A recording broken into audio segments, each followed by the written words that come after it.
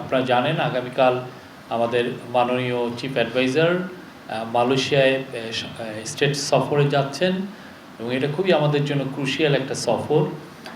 এটা 3 দিনের একটা সফর। এই 3 দিনের এই সফরের উপরে ওইখানে অনেকগুলো এমওইউ সাইন হবে, অনেকগুলো এক্সচেঞ্জ হবে। তো এটার উপরে আমাদের যিনি ফরেন মিনিস্ট্রির ডিজি পাবলিক ডিপ্লোমেসি উইং আছেন উনি কথা বলবেন। তো তার আগে আমি একটু হালকা এ বিষয়ে বলে নিচ্ছি, সেটা হচ্ছে যে সেখানে যাওয়ার পরে আমাদের মূল যে ইয়েটা হচ্ছে যে মালয়েশিয়ার সাথে আমাদের সম্পর্কটা আরও গভীরতর আমরা করতে চাচ্ছি। মালয়েশিয়া আমাদের খুবই একটা important source of recruitment, overseas recruitment, এবং এই জায়গায় যে মালয়েশিয়ায় যে মাইগ্রেশনের আমরা যাতে তাদের সাথে আমাদের এমন একটা জায়গায় নিয়ে যেতে পারি যার জন্য মালয়েশিয়া যাতে বাংলাদেশের উপর থেকে তাদের সর্বোচ্চ সংখ্যক জনশক্তি বাংলাদেশের থেকে নেয়। তো এই বিষয়ে অনেকগুলো আলাপগুলো হবে এবং এইটার আলোকে কিছু এগ্রিমেন্টও সাইন হবে। ওইখানে মূল ফোকাস হচ্ছে মাইগ্রেশনের বিষয়ে আলাপ। দ্বিতীয় ফোকাস হচ্ছে ইনভেস্টমেন্ট। আপনারা জানেন মালয়েশিয়ার ইকোনমি ইজ বুমিং, তাদের কোম্পানিগুলো অনেক বড়। তার মধ্যে বড় বড় যেগুলো কোম্পানি আছে যেমন আপনি ওদের প্রোটন হোল্ডিংস আছে, ওদের যে স্টেট, এটা সভারেন স্টেট ফান্ড যেটা খাজানা আছে, খাজানা, তারপরে ওদের পেট্রোনাস, ওদের যেটা স্টেট ওন যেটা পেট্রোলিয়াম কোম্পানি আছে, তাদের সাথে অনেকগুলো এদের যে যারা চিফ এক্সিকিউটিভ তাদের সাথে ওনার কথা হবে। এবং ওইখানে মালয়েশিয়ায় 13 তারিখে একটা বিজনেস কনফারেন্সে 13 তারিখে তো বিজনেস উনি ওইখানে বক্তৃতা করবেন 12 তারিখে, সরি।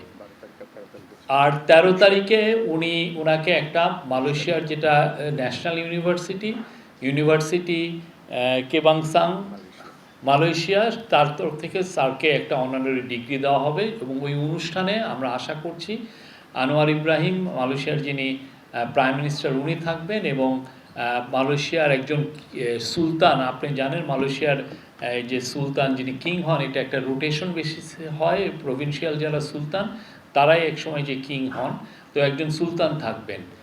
এছাড়া মালয়েশিয়ার প্রাইম মিনিস্টারের সাথে 12 তারিখে একটা বাইলেটারাল মিটিং আছে, সেটাও আমাদের জন্য খুবই ক্রুশিয়াল। তা আমরা আশা করছি মালয়েশিয়ার সাথে যে আমাদের সুসম্পর্ক আছে সেটা একটা নতুন উচ্চতায় অধিষ্ঠ হবে। এইটা আমাদের জন্য খুবই ইম্পর্টেন্ট। এবং সামনে আমরা মনে করছি যে, এবং ওইখানে আমাদের আনঅফিসিয়াল হিসাবে প্রায় 15 লক্ষ বাংলাদেশি থাকেন, তাদের পাসপোর্টের কিছু সমস্যা হয়, সেগুলো এই সফরে এই বিষয়ে মানে it will be look into. তো আমরা আশা করছি এটা একটা খুব গুরুত্বপূর্ণ সফর এবং খুব একটা সফর হবে।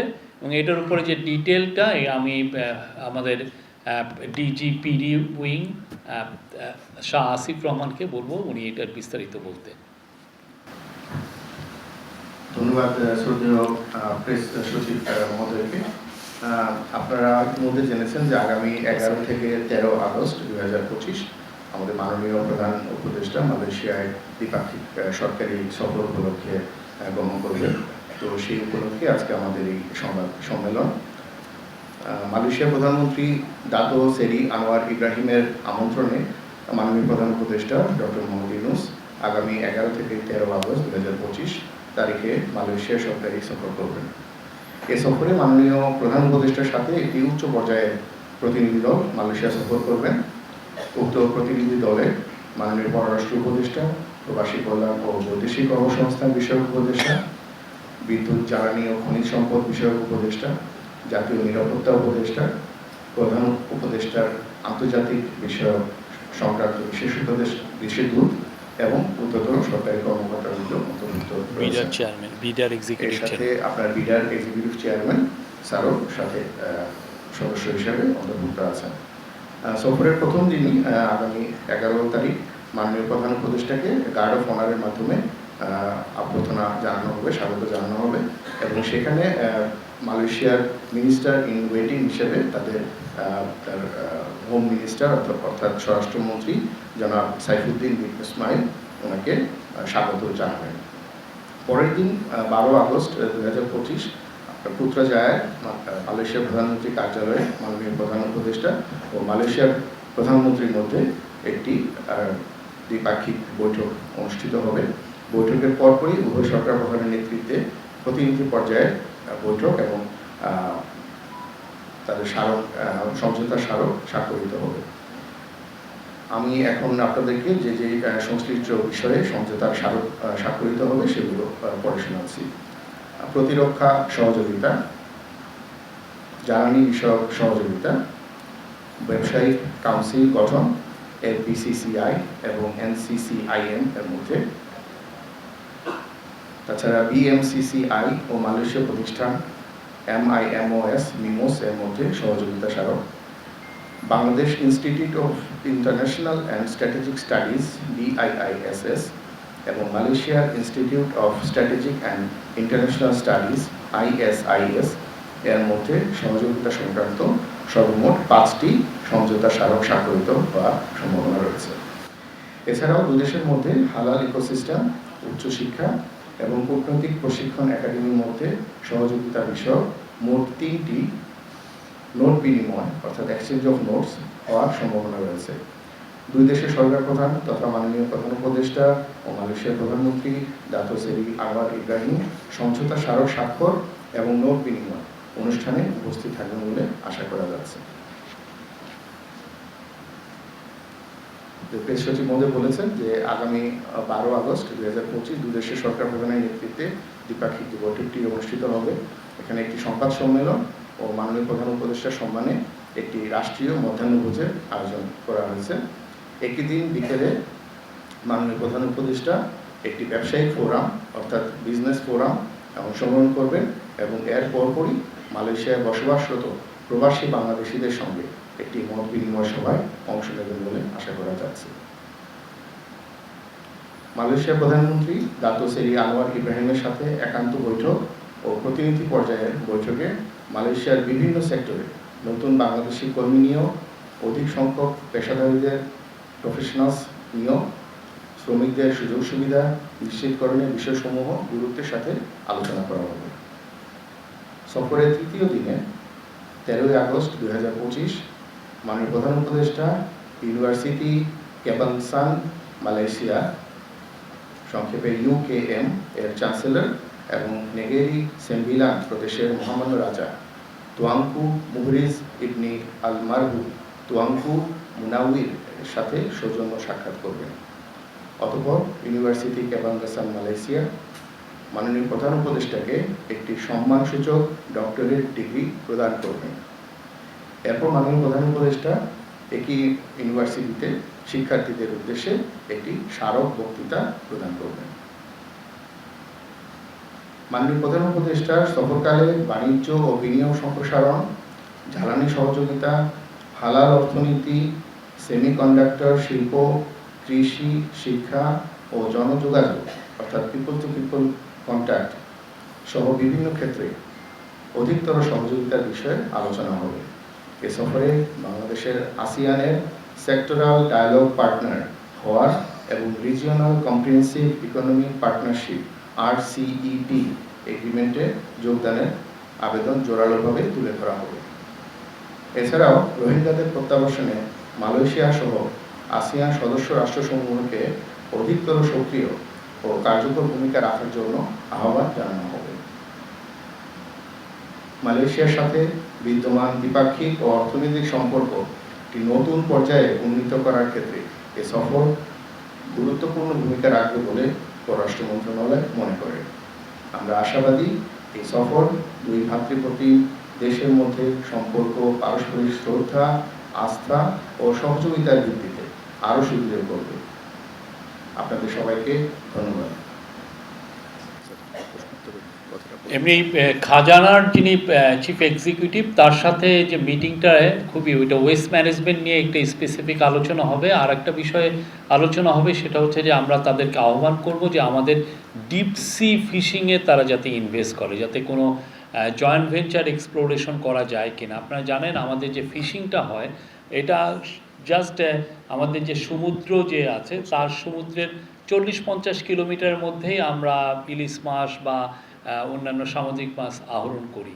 ডিপ সি ফিশিংটা আমাদের তেমন একটা হয়ই না, অথচ আমাদের যে পুরো সমুদ্র টেরিটরি এটা প্রায় 2,10,000 স্কোয়ার কিলোমিটার, যা বাংলাদেশের যে আয়তন তার থেকে অনেক বেশি, প্রায় 60,000 স্কোয়ার কিলোমিটার বেশি আয়তন। তো এই জায়গাটা প্রফেসর ইউনূস এখানে স্ট্রেস দিতে চাচ্ছেন যে যাতে আমাদের ডিপ সি ফিশিংটা আমরা যাতে খুব এক্সপ্লোর করতে পারি, এবং এখানে এর আগে উনি জাপান সফরে এটা নিয়ে অনেক কথা বলেছেন। এবারের মালয়েশিয়া সফরেও মালয়েশিয়ার যে খাজানা ওদের যেটা সভারেন স্টেট ফান্ড তাদের সাথে এই বিষয়ে আলাপ হবে। আর প্রোটন হোল্ডিং আপনি জানেন, প্রোটন বাংলাদেশে ওরা কার প্রডিউস করে, কার ম্যানুফ্যাকচার করে। তো প্রোটন হোল্ডিংস প্রচুর ওরা ইভিতে ইনভেস্ট করছে, ইলেকট্রিক ভেহিকলস। তো আমরা চাবো যে তাদের সাথে এইখানেও যাতে বাংলাদেশে ইলেকট্রিক ভেহিকলস প্রডিউস ম্যানুফ্যাকচার করা যায় কিনা, বা করলেও কীরকম আমরা সহযোগিতা করতে পারি, বা জয়েন্ট ভেঞ্চারে কীভাবে এক্সপ্লোর করা যায় সেটা নিয়ে আলোচনা হবে। অন্যান্য যারা আছেন যে আগে এখন যে রবি যে মালিক এক্সিয়াটা, তারও চিফ এক্সিকিউটিভের সাথে কথা হবে। আর ওইখানে যারা যাচ্ছেন আমাদের যে জ্বালানি খনিজ উপদেষ্টা, ওনার সাথে আলাদা পেট্রোনাসের চেয়ারম্যানের মিটিং হবে। আমাদের যে প্রবাসী কল্যাণ মন্ত্রণালয়ের যিনি অ্যাডভাইজার ডক্টর আসিফ নজরুল, ওনার সাথে তাদের যারা ওভারসিজ রিক্রুটমেন্ট, তাদের যে রিক্রুটমেন্ট দেখেন তাদের সাথে মিটিং আছে।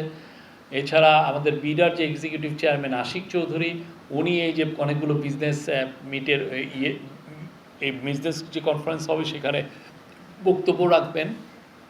এটা খুবই আমরা একটা 2 দিনের খুব আমরা বলছি যে খুব অ্যাকশন প্যাকড একটা ট্যুর, এবং আমরা আশা করছি এটা খুব সফল হবে। Thank you. কাজ করি আমি একটি বিষয়, দুটি বিষয় জানতে চাচ্ছিলাম। একটি হচ্ছে আরেকটা বিষয় হচ্ছে যে আমাদের দেশে প্রচুর ছেলে মেয়ে পড়তে যায়, কিন্তু যেটা হয় যে তাদের অনেক ক্ষেত্রে তাদের যেটা হাই এন্ড স্কিল জবের ক্ষেত্রে তাদের রিক্রুটমেন্টটা তেমন একটা হয় না।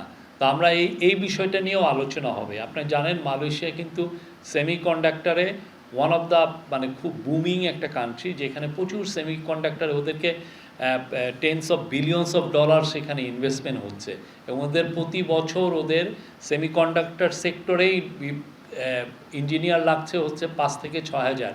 তো আমরা যদি আমাদের এখান থেকে যারা ওইখানে পড়তে যাচ্ছেন তারা যদি গ্র্যাজুয়েশন করে ওইখানে এই চাকরিগুলো পেতে পারেন, সেই বিষয়টা নিয়েও আলাপ হবে, এবং বাংলাদেশেতে কীভাবে আমরা স্কিল লেবার ওইখানে পাঠাতে পারি। মালয়েশিয়ার যেগুলো এই যে সেমিকন্ডাক্টর সহ যেগুলো high skill labour intensive, high skill যেগুলো লেবার লাগে, সে ওয়ার্কার লাগে সেই সমস্ত সেক্টরে। Thank you.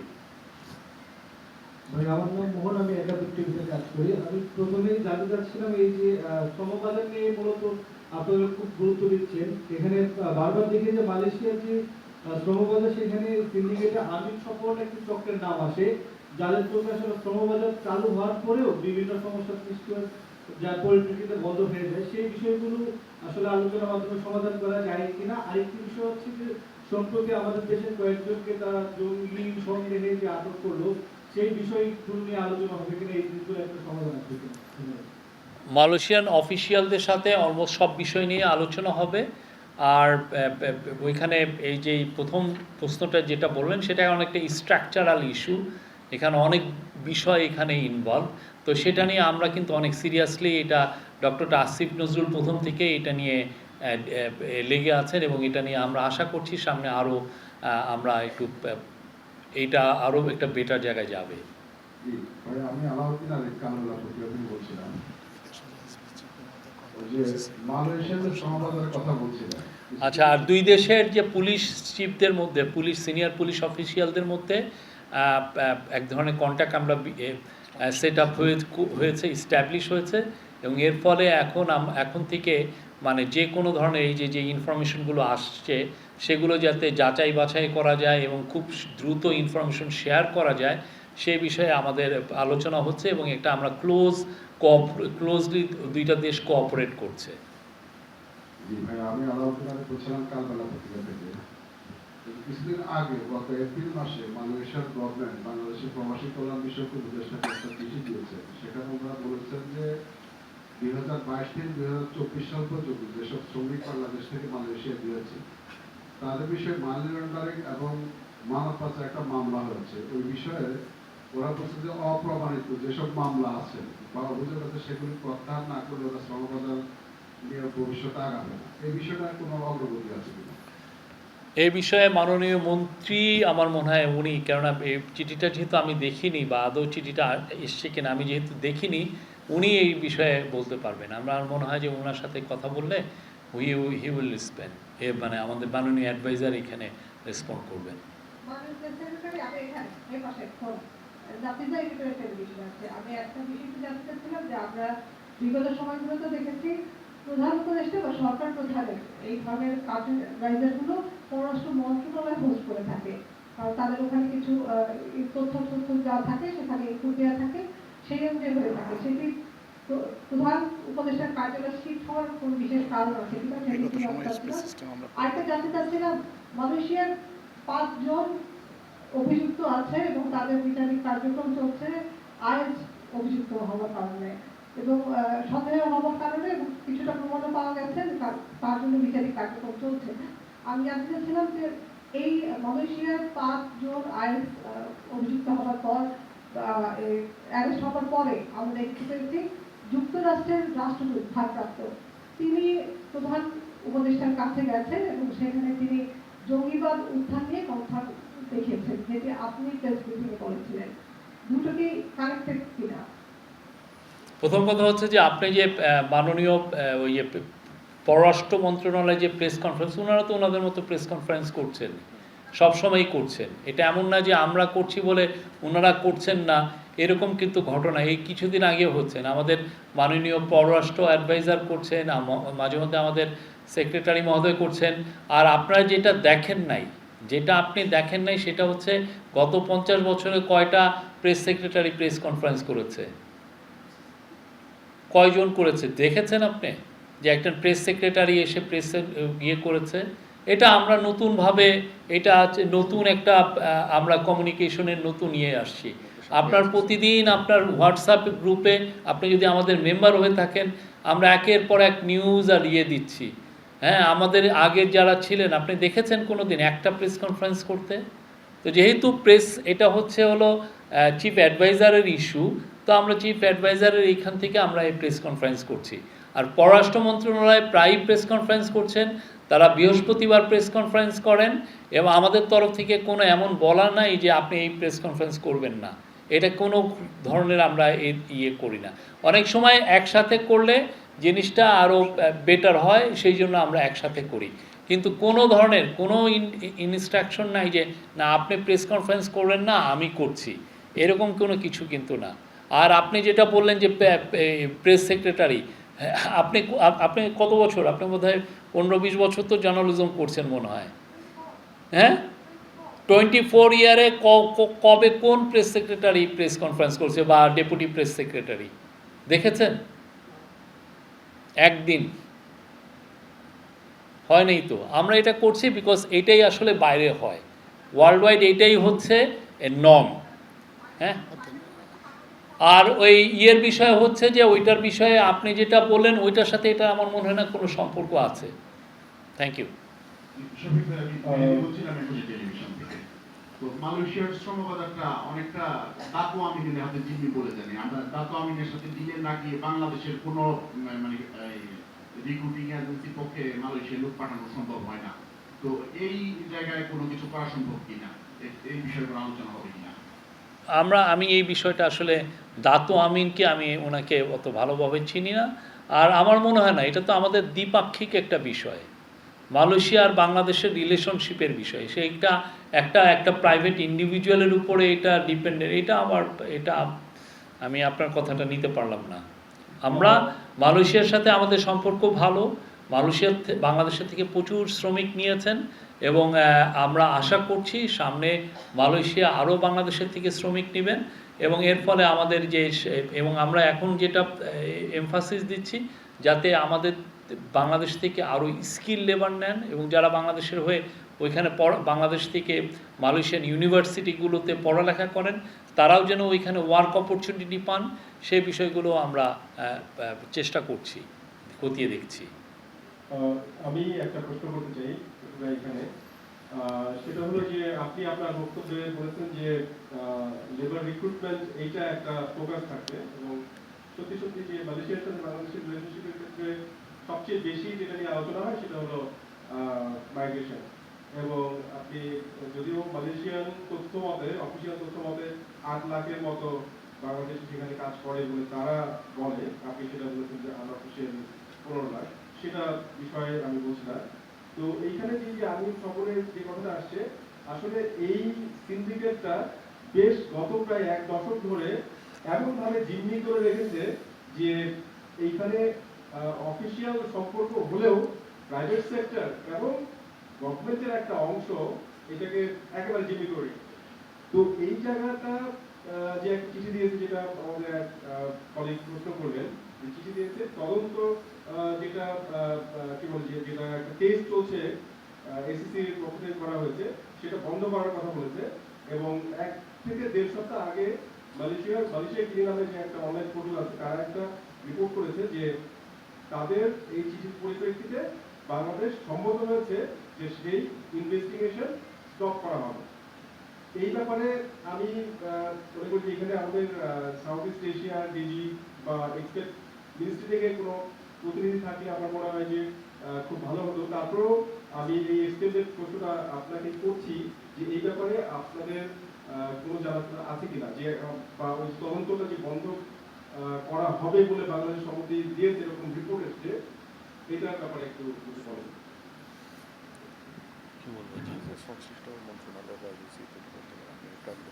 আপনি, আমার মনে হয় যে এটা আরও আপনি এই পুরো বিষয়টা ফরেন মিনিস্ট্রির যারা সংশ্লিষ্ট অফিসিয়াল আছে তাদের সাথে আপনি একটু কথা বলেন।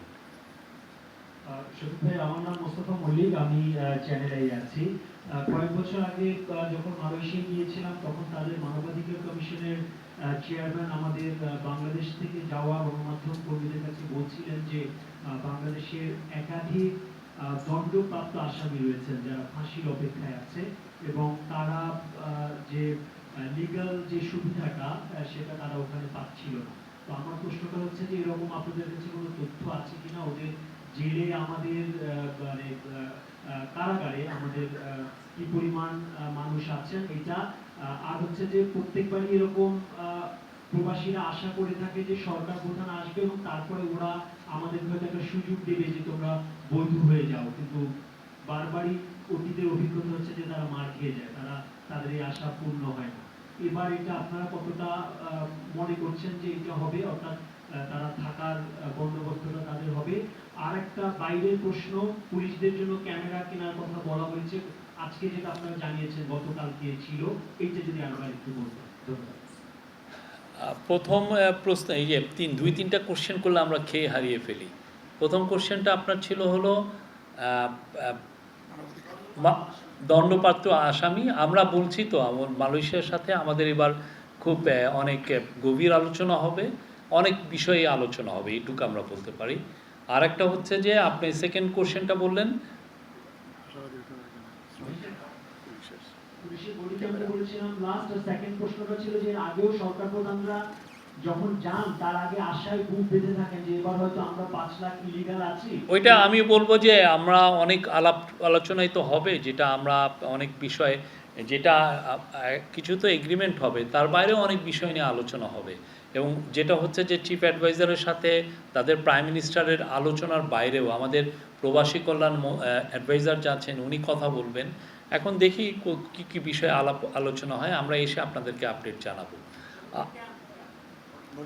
আর বডি ক্যাম, কালকে এটা নিয়ে বিস্তারিত আলোচনা হয়েছে। আপনারা জানেন পুলিশের সম্ভবত অলরেডি 10,000 বডি ক্যাম আছে।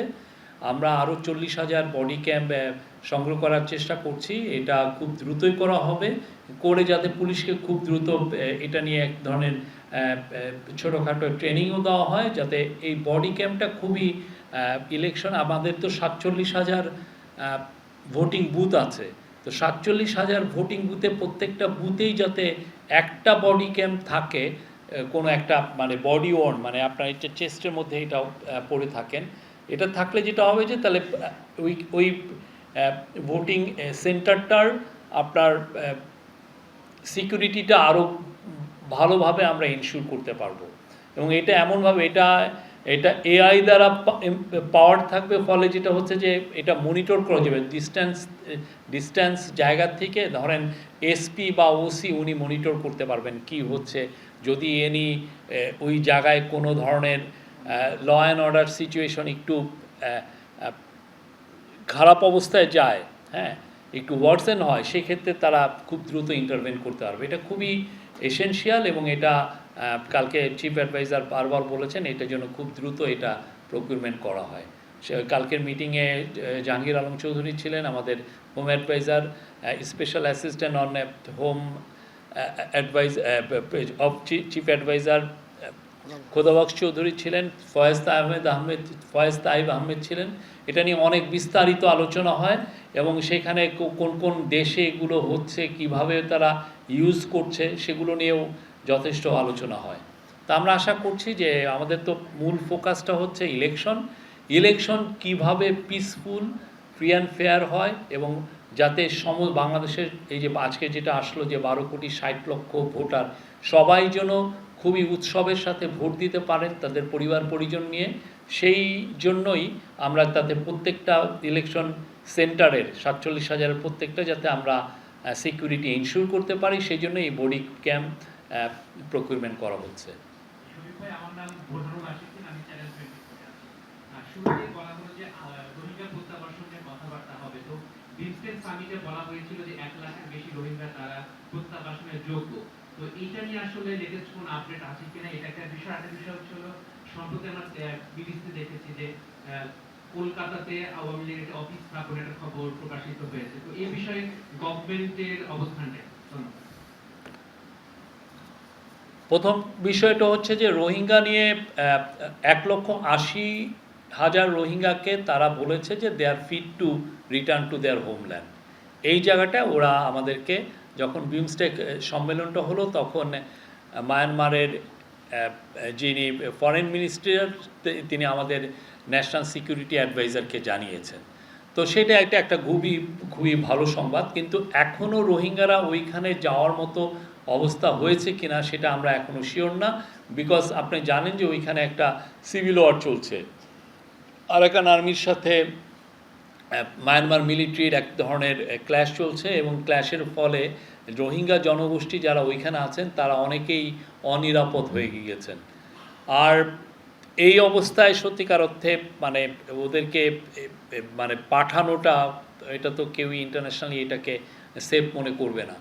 আরেকটা হচ্ছে যে রোহিঙ্গা নিয়ে এই সেপ্টেম্বর মাসে ইউএনএ 30 তারিখে একটা বড় সম্মেলন আছে। আমরা আশা করছি ওয়ার্ল্ডের খুব বড় যারা রিচ কান্ট্রিগুলো, যারা পাওয়ারফুল কান্ট্রিগুলো সব প্রায় 170টার মতো দেশ সেই রোহিঙ্গা কনফারেন্সে জয়েন করবেন।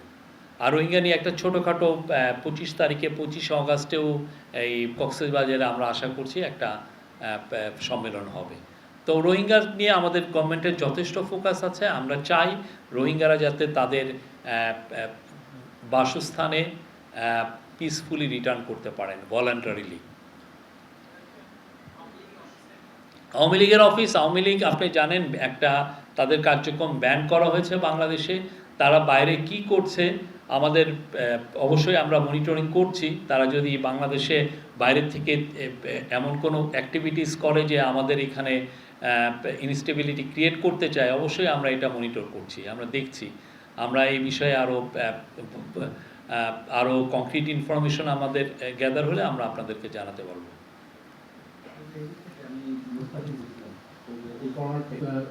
আপনি বলছেন ডিফেন্স কোঅপারেশনের কথা, একটু যদি ধারণা দিতেন যে কোন এরিয়াতে তাদের সাথে কোঅপারেশন ডিসক্লোজ করার আগে স্বাক্ষর হওয়ার পরে এরিয়াগুলো সম্পর্কে যদি একটু ধারণা দিতেন। ডিফেন্স না, সিকিউরিটি কোঅপারেশন বলছি আমরা। ওভারসিজ রিক্রুটমেন্টের ক্ষেত্রে কোনো ধরনের ব্রেক থ্রু আপনারা আশা করতে গেলে এই সফরের মধ্যে। Thank you. প্রথমটা আমাদের যে ডিফেন্স কোঅপারেশন বা সিকিউরিটি কোঅপারেশন, সেটা আপনি আমরা যখন এটা সাইন হলে এটা এসে আমরা আপনাদেরকে ব্রিফ করতে পারবো এটার পুরো ডিটেলসটা। আর আরেকটা কি সেকেন্ড কোশ্চেনটা, সরি?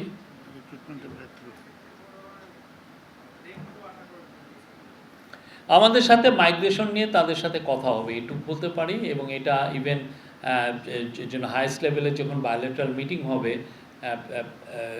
ডক্টর আনোয়ার ইব্রাহিম এবং আমাদের প্রফেসর মোহাম্মদ ইউনুসের সাথে আমরা মনে করছি যে এই বিষয়ে এই মাইগ্রেশনটা একটা ইম্পর্টেন্ট ইস্যু থাকবে এই আলোচনায়। আসসালামু আলাইকুম। আমি ইসরায়েলি সময়ের আলোতে কাজ করি। আমি একটা প্রশ্নই সবাই যেটা করছে ওটাই আবার করতে চাই, যে সবাই হোপ করছে যে মালয়েশিয়া যে সিন্ডিকেট বা সরকারের যে বৈধ এজেন্সিগুলো আছে সেখানে কোনো আসলে নির্দিষ্ট সংখ্যক এজেন্সি দায়িত্ব পাবে না, সবাই যাতে দায়িত্ব পায় তাহলে সিন্ডিকেট মুক্ত হবে। আই হোপ যে এই সফরে এটা আমরা নিশ্চিত করতে পারবো। আপনার আশাবাদটাকে আমি সালাম জানাই। Any other question? Thank you. Thank you.